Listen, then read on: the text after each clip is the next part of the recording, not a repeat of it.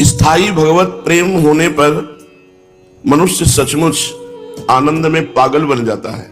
इतना आनंद भगवान के प्रेम में कि आनंद में पागल बन जाता है। जैसे लोग भोगों में पागल हैं आनंद के लिए, पर आनंद भोगों में है नहीं, इसलिए दुर्गति हो रही है। अगर आनंद की वास्तविक अनुभूति करनी है तो श्री भगवान में है। खूब नाम जप करो, भगवत लीला चरित्र सुनो, पवित्र आचरण, भगवान की शरण में, तो धीरे धीरे विषय प्रियता का नाश, पापों का नाश, हृदय का निर्मल होना, फिर भगवद आनंद। और प्रेम तो इससे भी ऊंची बात है। जिसके हृदय में प्रेम प्राप्त होता है, प्रेम प्रकट होता है, सचमुच सचमुच वो आनंद में पागल बन जाता है। उसे इस बाह्य संसार का होश ही नहीं रहता। जिन्हें किन्हीं महापुरुष की कृपा से या किसी पुण्य स्थान के प्रभाव से क्षण भर के लिए भी प्रेमावेश हो जाता है, वह तो वास्तव में प्रेम की झलक है। जैसे पर्वत के शिखर के ऊपर बने हुए मंदिर की किंचन मात्र धुंधली सी चोटी देखकर कोसों दूर से कोई पथिक आनंद में उन्मत्त होकर नृत्य करने लगे कि हम तो पहुंच गए, नहीं अभी बहुत दूर है, वो ऊंचाई पर है, इसलिए ऐसा लगता है हम नजदीक आ गए। उसी दशा जो भगवत प्रेम की है। अगर कहीं भगवान की चर्चा सुनते हुए या भगवान की कोई करुण प्रसंग सुनते हुए थोड़ी देर के लिए रोना आ जाए तो ऐसा ना समझे कि प्रेम आ गया। वो सात्विक सतोगुण भाव है, अभी प्रेम नहीं है। क्योंकि जब प्रेम प्रकट होगा तो कभी घटेगा नहीं।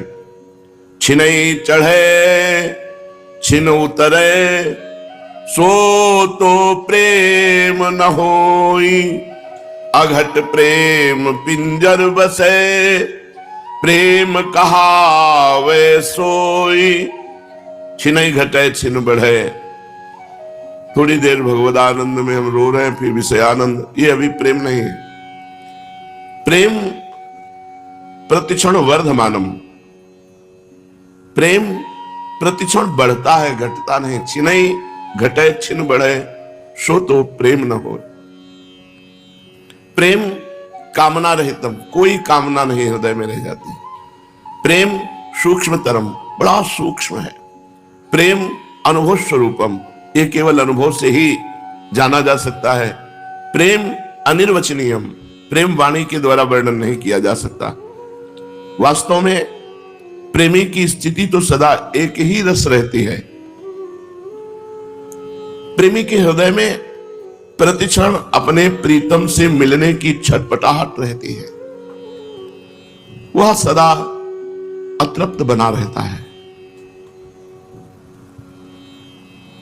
प्यारे के सिवा कुछ नहीं अच्छा लगता।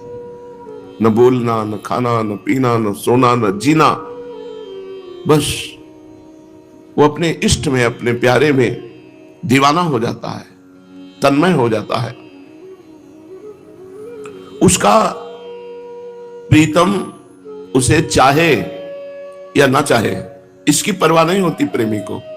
जिससे प्यार कर रहे हैं वो हमें चाहता है या नहीं, नहीं, हम उससे कितना चाहते हैं, इसकी परवाह प्रेमियों की नहीं होती कि हमारा प्रीतम हमें चाहता है कि नहीं। इस बात का वो स्वप्न में भी ध्यान नहीं करता कि वो हमें सुख देगा कि दुख देगा। वो तो अपने प्यारे की ही सर्वस्व स्मृति, परम धन स्मृति बस अधीर बना रहता है। आंखों से आंसू और अपने प्यारे का चिंतन, दो ही काम रह जाते हैं। इक अंगी बिनु कारण ही, इक रस सदा समान, समर्थ प्रेम का स्वरूप है। इक अंगी, अपनी तरफ से केवल, सामने से प्रेम हो रहा है हमारे लिए कि नहीं, इससे कोई मतलब हमारा नहीं। हम उन्हें प्राणपन से प्यार कर रहे हैं। इक अंगी बिनु कारण ही, क्यों प्यार कर रहे हैं? प्यार के लिए प्यार कर रहे हैं, कोई कारण नहीं है।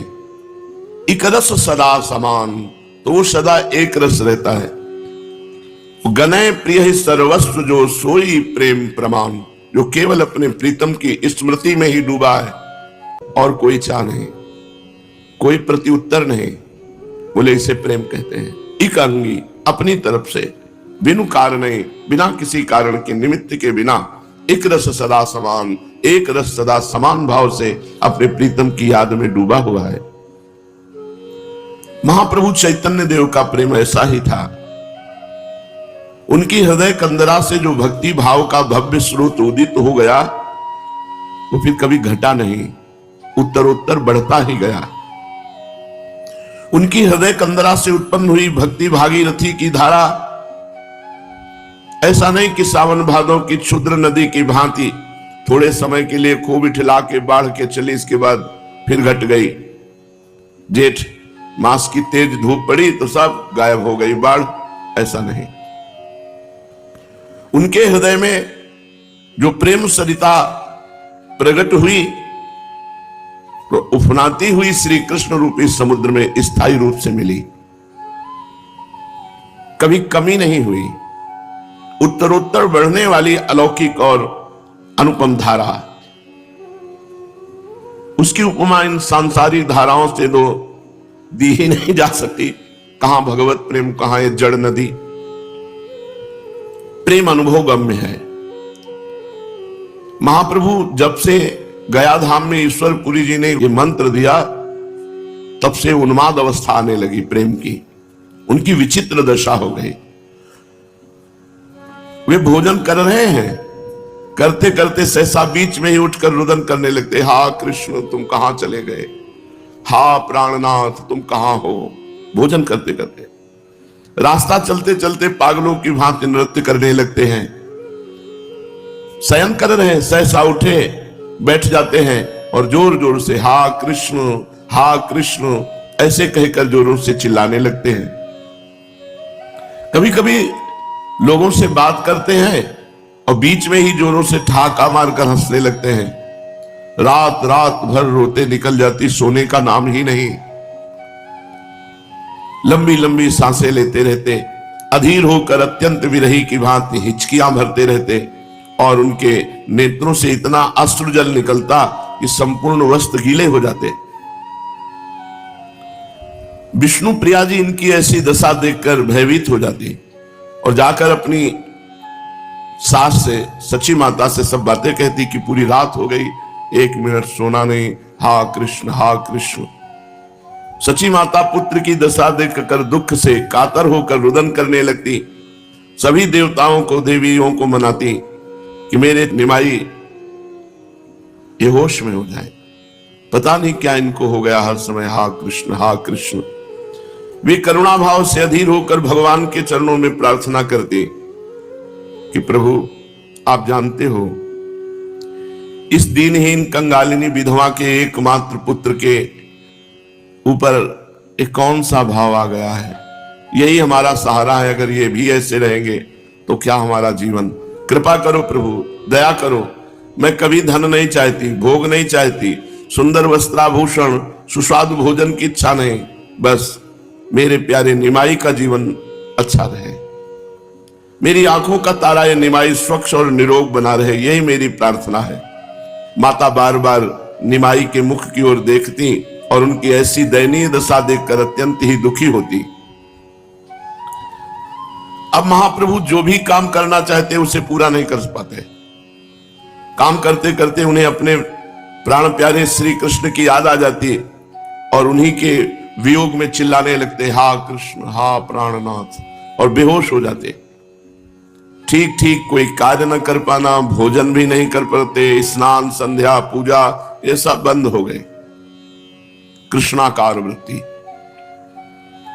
मुख से निरंतर श्री कृष्ण के मधुर नामों का ही अपने आप उच्चारण होता रहता है। किसी की बात का उत्तर भी देते हैं उसमें भगवान की अलौकिक लीलाओं का वर्णन करते हुए। किसी से बातें करते हैं तो केवल श्री कृष्ण के ही संबंध की, अर्थात वे श्री कृष्ण के सिवा कुछ जानते ही नहीं। श्री कृष्ण ही उनके प्राण हैं, श्री कृष्ण ही उनके धन है, श्री कृष्ण ही उनके सर्वस्व है। उनके लिए संसार में अब श्री कृष्ण के अतिरिक्त और कुछ है ही नहीं।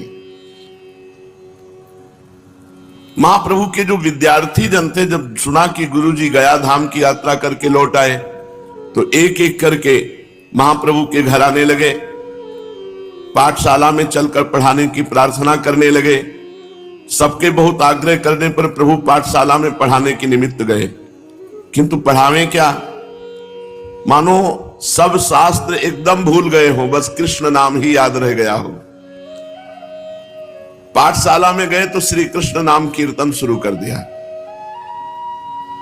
विद्यार्थी सोचते शायद मंगल श्री कृष्ण नाम से कर रहे हो, इसके बाद मंगलाचरण के बाद पढ़ाएं, बस यही पढ़ाई रह गई।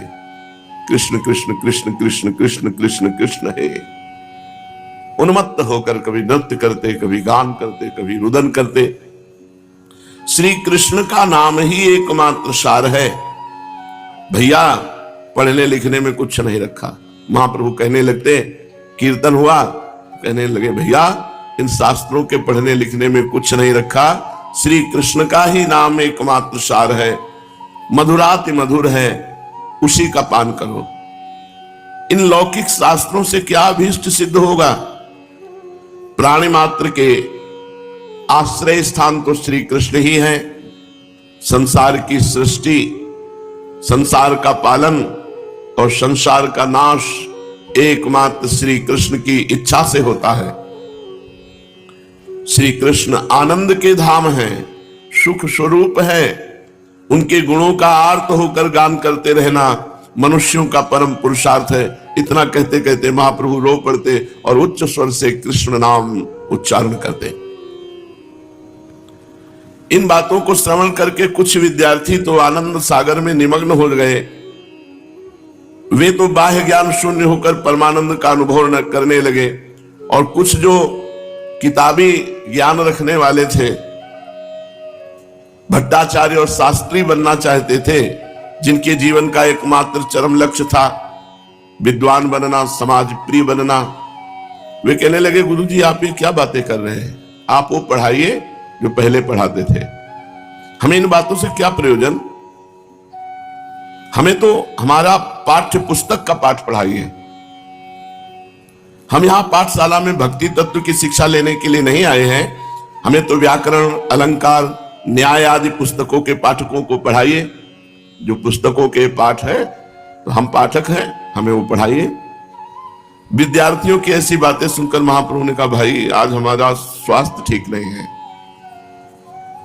आप लोग अपना अपना पाठ बंद कर दीजिए, पुस्तकों को बांध कर रख दीजिए, आज चलो हमारे साथ गंगा स्नान करने, कल पाठ करवाएंगे।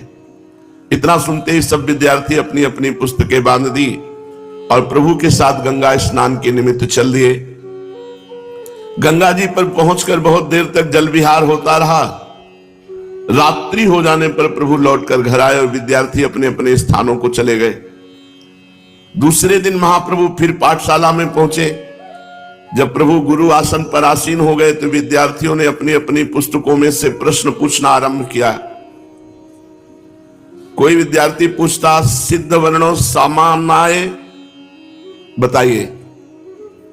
महाप्रभु बोले नारायण श्री कृष्ण ही सब वर्णों में सिद्ध वर्ण है। कोई पूछता वर्णों की सिद्धि किस प्रकार से होती है? महाप्रभु उत्तर देते श्री कृष्ण की दृष्टि मात्र से ही सब वर्ण सिद्ध हो जाते हैं। भगवदाकार उत्तर, केवल भगवदाकार। ऐसा उत्तर सुनकर कोई कोई विद्यार्थी कहता कि ये भक्ति भाव की बातें छोड़िए, जो ठीक बात शास्त्र में लिखी वो बताइए। महाप्रभु कहते ठीक बात तो यही है कि प्रतिक्षण श्री कृष्ण नाम का ही संकीर्तन करते रहना चाहिए। ये सुनकर सभी विद्यार्थी एक दूसरे की ओर, मुख की ओर देखने लगते। कोई तो चकित होकर महाप्रभु की श्रीमुख की ओर देखने लगता, कोई कोई धीरे से कह देता दिमाग में गर्मी चढ़ गई है, दूसरा उसे धीरे से धक्का देकर कहता नहीं ऐसा मत कहो। प्रभु अब जो उत्तर देते श्री कृष्ण परख उत्तर देते। बड़े बड़े विद्यार्थी कहने लगे आप ये तो ना जाने कहां की व्याख्या कर रहे हैं, शास्त्र में तो ऐसी व्याख्या नहीं लिखी। महाप्रभु उत्तर देते मैं शास्त्रों का सार बता रहा हूं, किसी भी पंडित से जाकर पूछा हो, वह सर्व शास्त्रों का सार श्री कृष्ण के चरण कमल की प्राप्ति ही बताएगा। विद्यार्थी बेचारे इनकी अलौकिक बातों का उत्तर दे ही क्या सकते थे। सब अपनी अपनी पुस्तकें बांधकर अपने अपने स्थान के लिए चले गए। कुछ समझदार और बड़े छात्र पंडित गंगादास जी की सेवा में पहुंचे। वे प्रणाम करके उनके समीप बैठ गए। कुशल प्रश्न के अनंतर आचार्य गंगादास ने उनके आने का कारण पूछा। दुखी होकर उन लोगों ने कहा, महाराज जी हम क्या बतावें, हमारे गुरुजी जब से गया से लौट के आए हैं उनकी विचित्र दशा हो गई है। वे कभी हंसते हैं कभी रोते हैं। पाठशाला में आते हैं तो पाठ पढ़ाने के लिए, किंतु पाठ न पढ़ाकर भक्ति तत्व का उपदेश देने लगते हैं। हम लोग व्याकरण, न्याय, अलंकार तथा साहित्य आदि किसी भी शास्त्र का प्रश्न करते हैं तो वे उसका कृष्ण परक उत्तर देते हैं। उनसे जो भी प्रश्न किया जाए उसी का उत्तर ऐसा देते हैं जो पाठ्य पुस्तक के एकदम विरुद्ध है। और पता नहीं क्या हो गया, कभी कभी पढ़ाते पढ़ाते रोने लगते हैं और कभी जोर से हा कृष्ण प्यारे, हा प्यारे, हा प्राण वल्लभ, पाहिमाम राधा वल्लभ, रक्षा करो, ऐसा पुकारने लगते हैं। अब आप ही बताइए इस प्रकार हमारी पढ़ाई कैसे होगी। हम लोग घर बार छोड़कर केवल विद्या अध्ययन के निमित्त यहाँ पड़े हैं। यहाँ पर हमारी पढ़ाई लिखाई कुछ होती नहीं, उल्टे पढ़े लिखे को भूल जाते हैं। तो वो आपके हैं शिष्य, आप बुलाकर निमाई को समझा दीजिए, निमाई पंडित को, कि वो हमारा पाठ्यक्रम हमको पढ़ावें। पंडित गंगादास जी वैसे तो बड़े भारी नामी विद्वान थे, किंतु उनकी विद्या पुस्तकी ही विद्या थी। भक्ति भाव से एकदम कोरे थे। ईश्वर के प्रति उनका उदासीन भाव था। यदि ईश्वर होगा भी तो हुआ करे, हमें उससे क्या काम। समय पर भोजन कर लिया, विद्यार्थियों को पाठ पढ़ा दिया, बस यही हमारे जीवन का व्यापार है। कुछ इसी प्रकार के उनके विचार थे। महाप्रभु के भक्त हो जाने की बात सुनकर वो ठहाका मारकर हंसने लगे। विद्यार्थियों से कहने लगे, हाँ सुना तो है मैंने भी कि निमाई अब भक्त बन गए हैं। पंडित होकर उन पर यह क्या भूत सवार हो गया है। ब्राह्मण पंडित को तो निरंतर शास्त्रों के अध्ययन अध्यापन में ही लगे रहना चाहिए। खैर, अब तुम लोग अपने अपने स्थानों को जाओ, कल उसे मेरे पास भेज देना, मैं उन्हें समझा दूंगा। मेरी बात को वो कभी नहीं टालते। इतना सुनकर विद्यार्थी अपने अपने स्थानों पर चले गए। दूसरे दिन प्रभु से विद्यार्थियों ने कहा, आचार्य गंगादास जी ने आपको अपने यहां बुलाया है, आगे आपकी इच्छा है, आज जाइए या फिर किसी दिन हो आइए। आचार्य गंगादास जी का बुलावा सुनकर प्रभु उसी समय 2-4 विद्यार्थियों को साथ लेकर उनके स्थान पर पहुंचे। वहां जाकर प्रभु ने अपने विद्या गुरु के चरणों की वंदना की। गंगादास जी ने भी उनका पुत्र की भांति आलिंगन किया और बैठने के लिए एक आसन की ओर संकेत किया। आचार्य की आज्ञा पाकर उनके बतलाए हुए आसन पर महाप्रभु बैठ गए। प्रभु के बैठ जाने पर साथ के विद्यार्थी भी पीछे एक ओर हटकर पाठशाला की बिछी हुई चटाइयों पर बैठ गए। प्रभु के सुखपूर्वक बैठ जाने पर वात्सल्य प्रेम प्रकट करते हुए आचार्य गंगादास जी ने कहा, भाई निमाई, तुम मेरे प्रिय विद्यार्थी हो, मैं तुम्हें पुत्र की भांति प्यार करता हूं। शास्त्रों में कहा है अपने प्यारे की उसके मुख पर बड़ाई न करनी चाहिए, क्योंकि ऐसा करने से उसकी आयु क्षीण होती है। किंतु यथार्थ बात तो कही ही जाती है। तुमने मेरी पाठशाला के नाम को सार्थक बना दिया। तुम जैसे योग्य विद्यार्थी को विद्या पढ़ाकर मेरा इतने दिनों का परिश्रम से पढ़ाना सफल हो गया। तुमने अपने प्रकांड पांडित्य द्वारा मेरे मुख को उज्जवल कर दिया। मैं तुमसे बहुत ही प्रसन्न हूं। आचार्य के मुख से अपनी इतनी प्रशंसा सुनकर प्रभु लज्जित भाव से नीचे की ओर देखते हुए चुपचाप बैठे रहे, कोई उत्तर नहीं दिया। आचार्य गंगादास जी फिर कहने लगे, योग्य बनने के अनंतर तुम अध्यापक हुए। तुमने पढ़ाने का कार्य भी यथेष्ट किया, जिससे तुम्हारी ख्याति प्राप्त हुई। तुम्हारे सभी विद्यार्थी सदा तुम्हारे शील स्वभाव की तथा पढ़ाने की सरल सुंदर प्रणाली की प्रशंसा करते रहे। वे लोग तुम्हारे सिवा दूसरे किसी के पास पढ़ना पसंद ही नहीं करते, किंतु कल उन्होंने आकर मुझसे तुम्हारी शिकायत की है। तुम उन्हें अब मनोयोग के साथ ठीक नहीं पढ़ाते हो, और लोगों ने भी मुझसे आकर कहा कि तुम भक्तों की भांति रोते गाते हो, हंसते कूदते हो। अरे कितने भारी विद्वान अध्यापक होकर